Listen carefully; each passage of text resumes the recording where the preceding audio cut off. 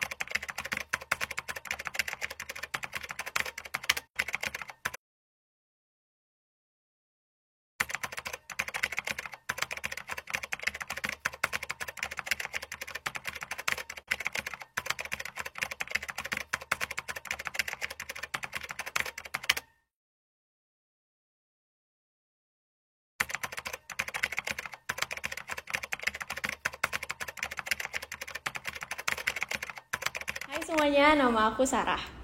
Saya Nasya. Gue Bella Alfa Hasana. Aku Kelly. Hai, nama saya Avi Senia Rizaldi.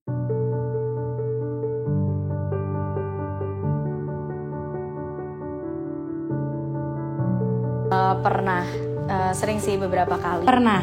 Pernah? Pernah. Jadi pas SMA kelas 1 ini pertama kali pacaran. Soalnya sebelumnya pacarannya kayak cinta monyet gitu. Kayak gak pernah ngobrol, cuman kayak ketemu dikit kayak lucu deh gitu kan. Pacarannya bener-bener kayak bener cinta monyet. Dan ini pertama kali SMA dimana kayak lebih ke dating tuh ada, ketemuan, pergi bareng ada. Dan awalnya ini cowok very sweet dan kayak orang banyak yang dia kakak kelas dan orang banyak yang bilang kalau dia tuh ganteng and all of that. Makanya pas dia ke gue yang dimana gue so many insecure, jadi gue ngerasa kayak loh kok bisa ini cowok suka sama gue atau apa. And proceed, dia baik banget dan akhirnya jadian. Pas sudah jadian awalnya emang Romeo and Juliet banget ya. Tapi pas sudah kesana-sananya bener-bener kayak aku nggak boleh punya temen cowok, aku nggak boleh keluar sama teman-teman lain, aku harus izin ke dia. Yang anehnya aku biasanya izin ke dia iya, tapi ke orang tua nggak gitu. Kayak dia tuh sangat banget pokoknya posesif gitu. And awalnya cuman kayak gitu doang, so it's like emotionally abusive. Tapi karena awal-awalnya bener-bener aku tuh jatuh cinta banget sama dia dan kayak first love, jadi bener-bener aku stay gitu walaupun udah tingkatnya dia udah mulai kayak emotional abuse. Pas udah kesana-sana makin parah. Aku bener-bener ngobrol sama cowok nggak boleh. Kalau ngobrol dikit dan dia ngeliat, dia tuh kayak bilang kamu pelacur, kamu pokoknya yang you bitch or something like that. I don't know, which is gila sih. Dan yang gilanya lagi pas waktu itu aku mikir kayak oh iya aku salah. Emang cowok tuh kayak tipenya jealous dan kayak gitu dan nggak apa-apa kalau sejealous itu. Dari situ gradually makin lebih parah sampai dia berani mukul, sampai dia berani main tangan ya, pernah gitu sampai ke muka ya. Walaupun dia nggak terlalu keras ataupun nggak terlalu sakit atau gimana, tapi tetap aja that's physical abuse. Mau ada luka atau enggak, that's physical abuse. Terus sampai sana gue mulai nyadar kayak ini cowok he ain't shit, so sorry. Terus udah kayak gitu ya gue harus putus lah sama dia. Dan gue udah minta-minta tapi dia nggak mau sampai akhirnya gue diemin. Dan akhirnya dia minta kayak ketemuan. Abis udah ketemuan gue bilang gue mau putus atau apa segala macam, dia mulai kayak make himself as a victim, kayak bilang oh aku kan kalau kayak gini, aku tuh kayak gini karena aku sayang sama kamu. Aku kayak padahal no, you don't do that to someone you love. Aku karena udah bener-bener udah capek, I just stand up and walk away. Pas itu dia tiba-tiba ngelihat ke belakang, dia mulai kayak mukanya marah banget, and honestly I was so afraid. Dan aku mulai lari, dikejar sampai akhirnya habis dapat he punched me in the face. Cukup shock, dan waktu itu pas di rumah aku lagi nggak ada siapa-siapa, jadi they cannot see my luka di dekat bibir. It's just crazy how I thought first love will be like really Romeo and Juliet, tapi endingnya kayak gitu. Tapi abis dari situ aku coba open up to someone daripada pendem, soalnya orang tua aku nggak tahu, kakak aku sendiri nggak tahu. Dan pertama kali aku nyoba open up ke temen, dia nggak percaya. Dan dia, karena dia kenal si this abuser juga, dia kayak, mana mungkin nggak percaya, you just making this up.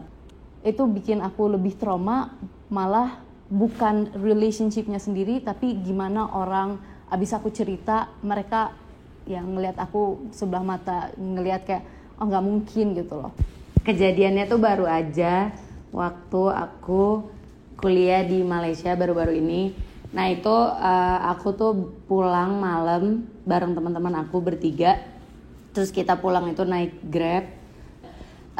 Jadi itu waktu aku udah nyampe di rumah, awalnya tuh si abang Grabnya itu kayak biasa aja, nggak ada yang mencurigakan. Tapi begitu nyampe rumah, waktu mau bayar, dianya malah kayak, teman-teman aku udah keluar duluan, dianya malah kayak nahan-nahan buat ngasih uangnya ke aku. Abis itu di ujung waktu aku belum keluar, dia malah kayak ngegodain aku, terus dia kayak bilang, kamu cantik kayak gitu. Tapi itu berbuat nggak nyaman. Terus pernah juga sekali lagi waktu lagi tahun baru, aku juga bareng teman-teman aku pergi ke KLCC untuk ngerayain tahun baru. Nah di situ itu kita lagi rame-rame, itu ada kurang lebih 7 orang.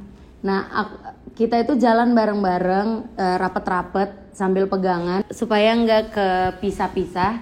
Tapi tiba-tiba aku ngerasa agak nggak nyaman karena orang di belakang aku malah kayak nempel-nempelin badannya ke aku. Aku kirain awalnya teman aku, jadi aku kayak ya udah mungkin karena lagi sempit kayak gitu.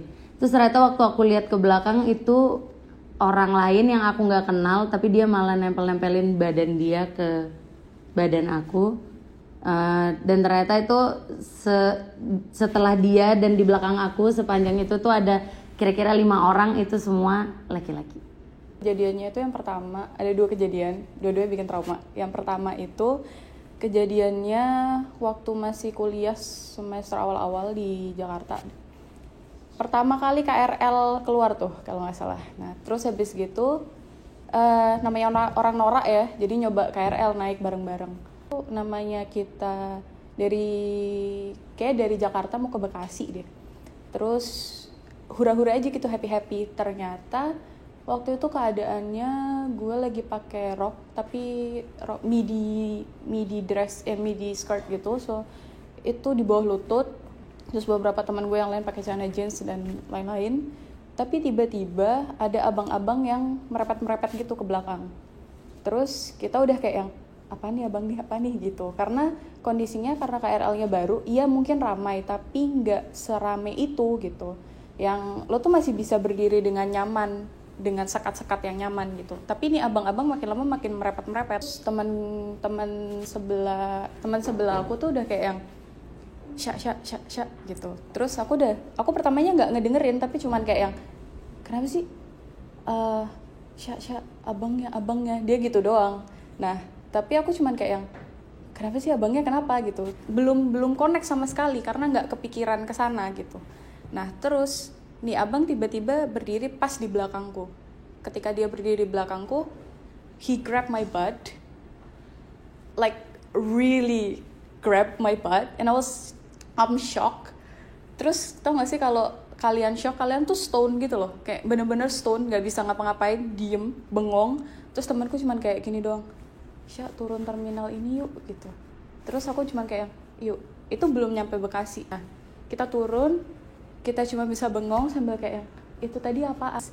Aku kayak yang, kalian juga. Terus kita cuma kayak, ini apa gitu, kayak ini itu apaan gitu. Terus sejak kejadian itu gue jadi trauma naik kendaraan umum, bukan hanya kereta. Dan trauma itu sampai sekarang. Jadi sampai sekarang gue kalau naik kendaraan umum kayak kereta, bis atau apa itu harus ada temennya. Dan yang kedua itu kejadiannya di Thailand waktu gue kerja di sana.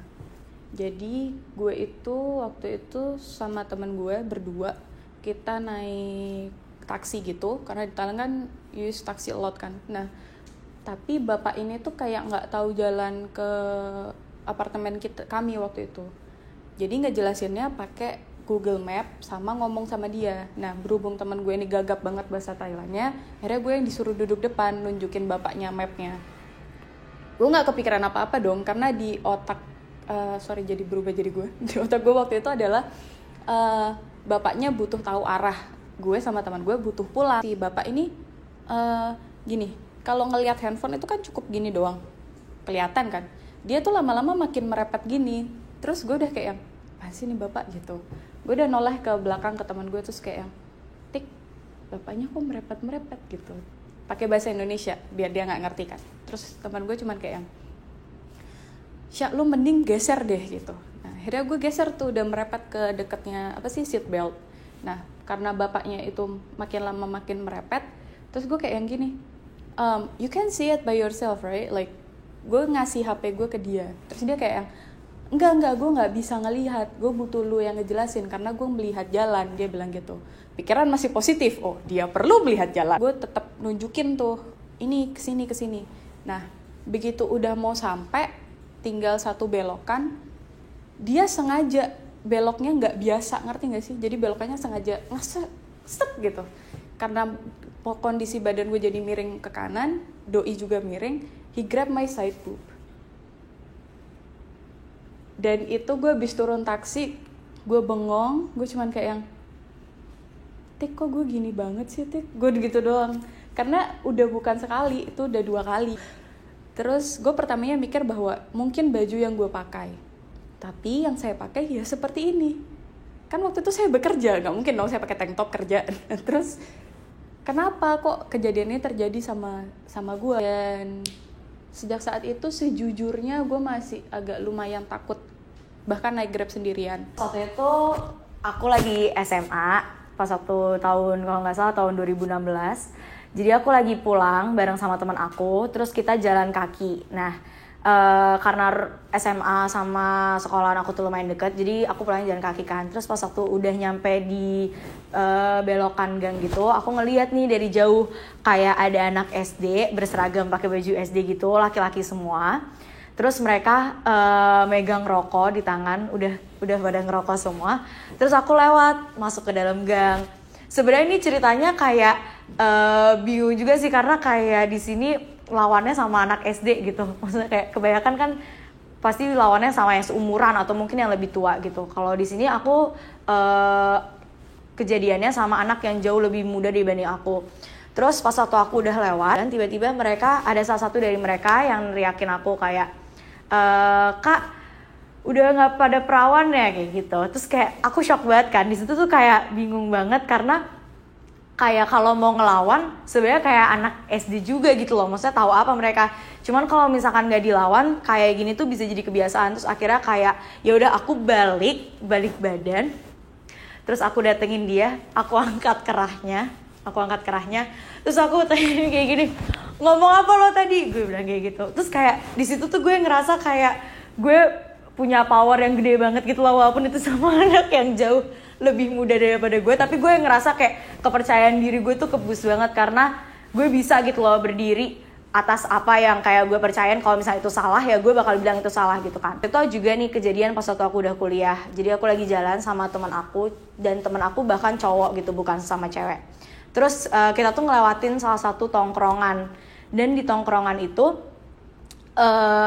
ada cewek, banyak cewek dan banyak cowok juga, dan cowok-cowoknya itu pada neriakin manggilin aku. Di sini posisinya kayak aku jalan sama teman aku cowok juga, dan di situ di tempat tongkrongan itu juga banyak cewek-cewek, dan mereka merasa itu tuh hal yang biasa terjadi dan umum terjadi dan boleh dilakukan terhadap orang lain. Jadi gue pernah dapet seksual harassment sama lingkungan terdekat gue sendiri, dan parahnya gue yang malah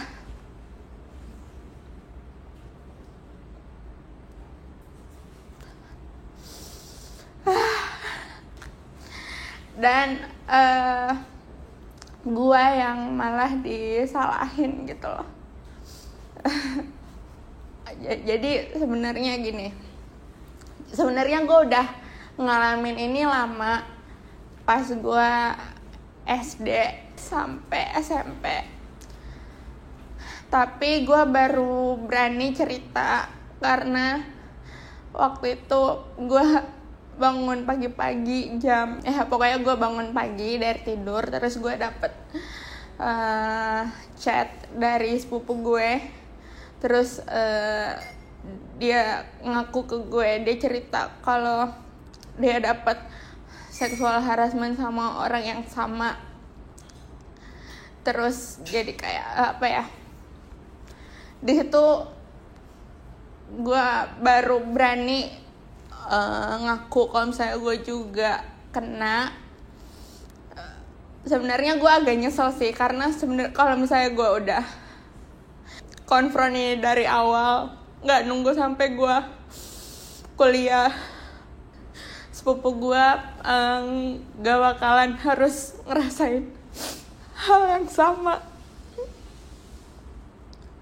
Dan waktu kita ngaku, kita konfront orangnya, tapi keluarga dia malah lebih nyalahin kita, kayak ngatain kita halus segala macam, terus putus hubungan samsek, dan kita nggak terima sama sekali kata maaf dari pihak mereka. Pertama gue mau share tentang opportunity, like discrimination about my opportunity back then in high school.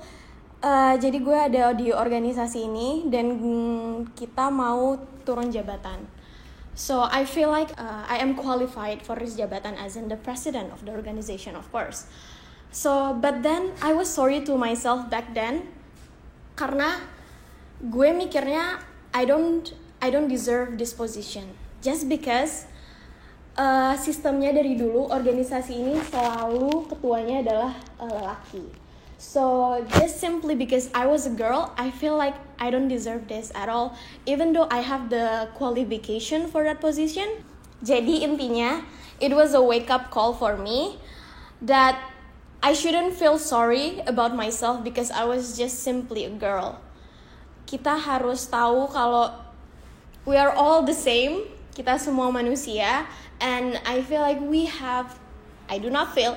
it is the fact that we all should have the same treatment, the same opportunities in every aspect that we could ever think of. So yeah.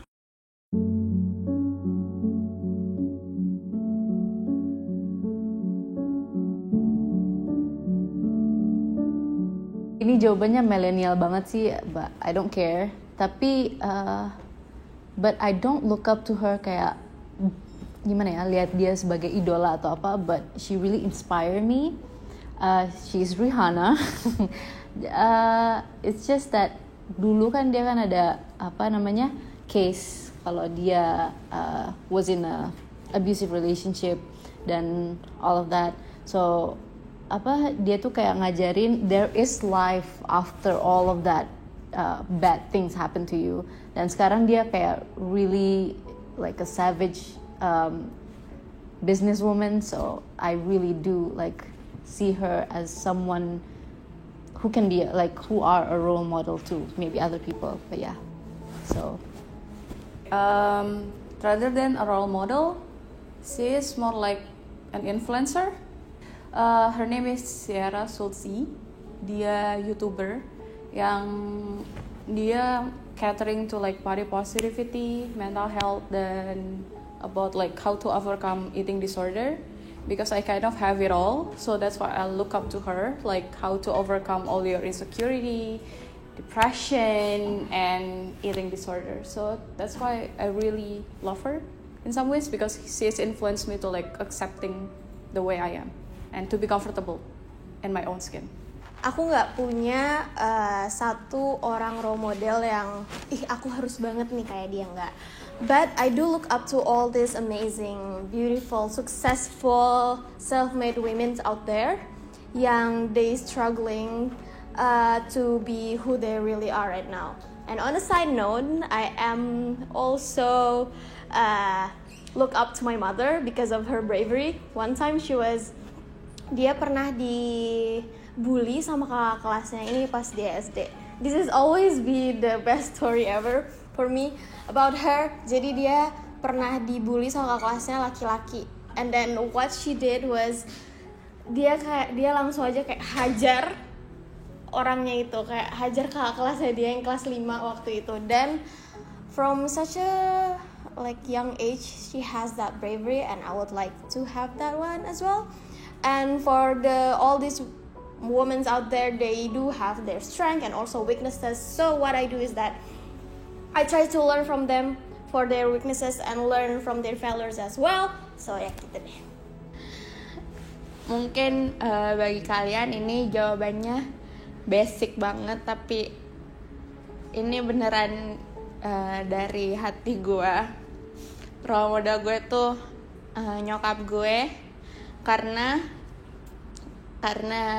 dari dia gue belajar untuk kuat, tegar, dan nggak boleh cengeng gitu loh. Jadi sebenarnya kayak kasus ini baru, kasus harassment ini baru, dan gue sempet breakdown juga. Tapi nyokap gue tuh orangnya selalu tegar gitu, dia nggak pernah nangis, dia galak orangnya. Terus pada saat dimana waktu kita lagi ngomongin masalah ini, video call, karena gue jauh kan, nyokap gue di Jakarta, gue di Malaysia, video call. Terus pada saat itu gue lihat nyokap gue nahan nangis. Di situ kayak gue ketampar, kalau misalnya gue harus kuat untuk nyokap gue gitu loh. Dia udah berusaha acting kuat selama ini, terus masa gue mau sedih-sedih, mau putus asa, mau segala macem, kayak nggak adil banget untuk nyokap gue gitu. Jadi waktu ngeliat nyokap gue nahan nangis, pada saat itu kayak gue punya tekad, gue harus kuat, gue nggak boleh kalah, gue nggak boleh kalah sama permainannya mereka. Kayak gue harus bisa tetap bahagia, bisa tetap live my life happily gitu.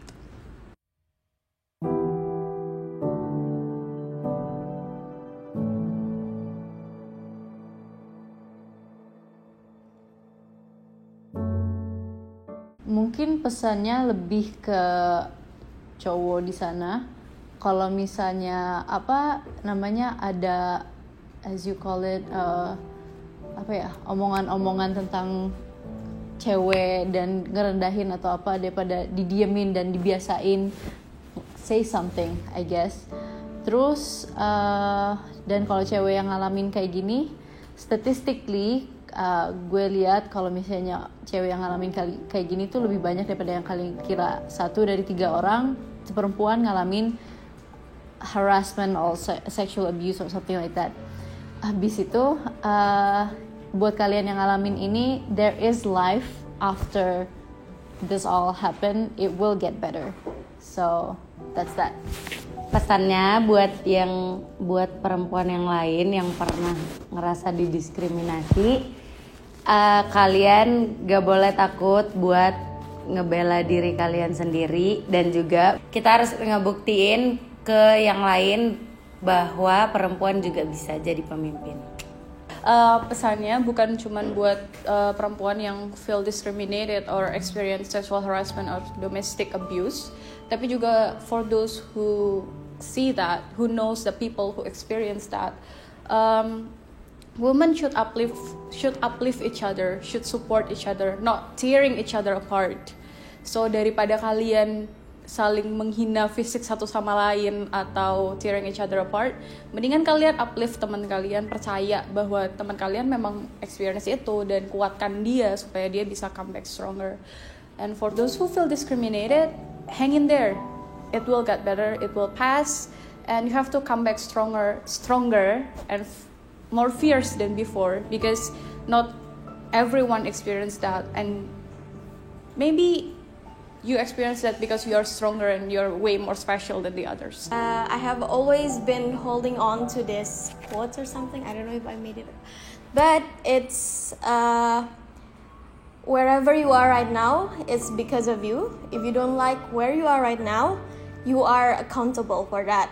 Jadi, even though you are discriminated, just see this as a lesson. I know it's very hard to be in that position, but we do always have the alternative to choose on other things, to choose on the bright side. There's always alternative for you to be stronger. So I would just like to encourage all the girls out there. You are a girl and you are stronger than it might seems like it, like how the world sees it.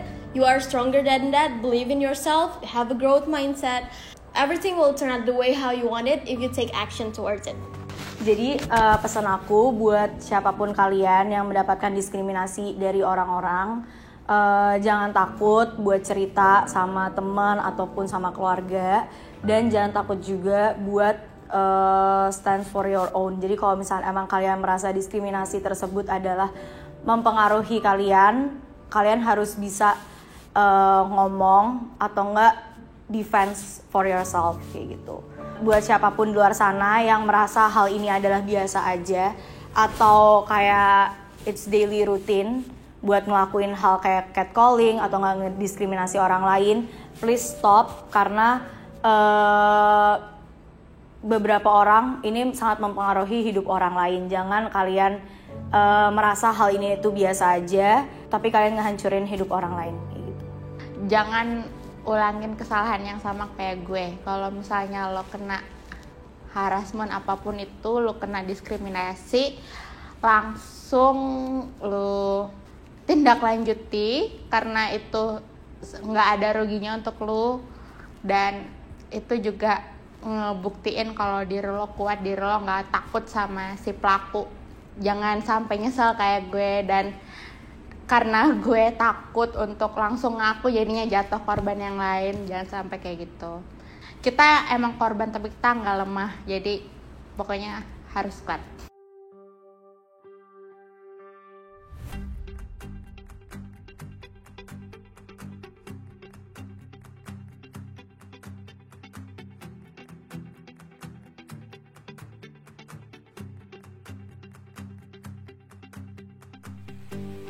Perempuan adalah pembawa peradaban.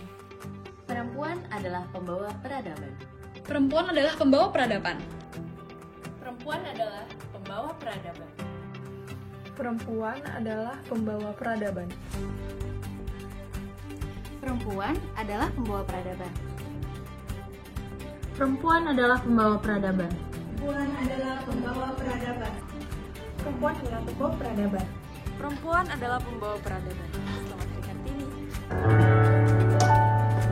Perempuan adalah pembawa peradaban. Perempuan adalah pembawa peradaban. Perempuan adalah pembawa peradaban. Perempuan adalah pembawa peradaban. Perempuan adalah pembawa peradaban. Perempuan adalah pembawa peradaban. Perempuan adalah pembawa peradaban. Perempuan adalah pembawa peradaban. Perempuan adalah pembawa peradaban. Perempuan adalah pembawa peradaban. Perempuan adalah pembawa peradaban. Perempuan adalah pembawa peradaban. Perempuan adalah pembawa peradaban. Perempuan adalah pembawa peradaban. Selamat Hari Kartini.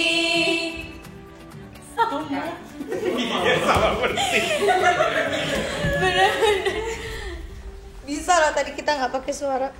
Di pause ya, Cel.